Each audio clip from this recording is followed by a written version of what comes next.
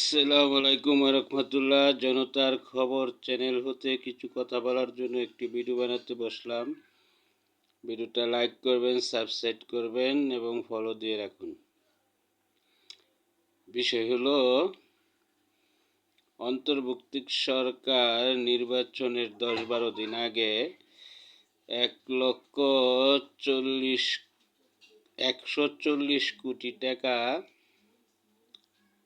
হাবোর্ডের প্রচারণার জন্য দিয়েছে। সেই টাকা বৈষম্য বিরোধী ছাত্র আন্দোলনের ছাত্রদের মাঝে দিয়েছে এবং সংস্কার যে কমিশন হয়েছিল তার প্রধান একজন, তার নাম আসছে সুশীল সমাজের, এবং বিভিন্ন জায়গায় দিয়েছে।